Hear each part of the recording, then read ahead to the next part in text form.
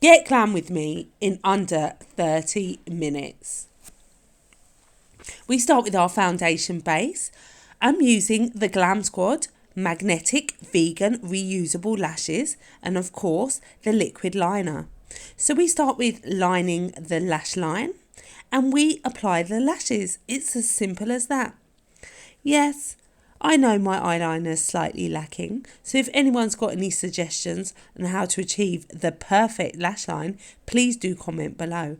I'm just trying to save time and money out here. Glamming at home.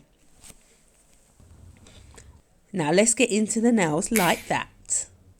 I'm using Badass Creative Ultimate Press-On Nail Glue.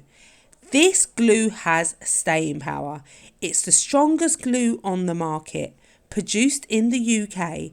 If you want your nails on for a weekend, then you would put one layer of glue. If you want your nails on for up to 3 weeks, then you would apply up to 3 layers, making sure that there's no air bubbles between the natural nail and the press on. I had these babies on for 2 weeks.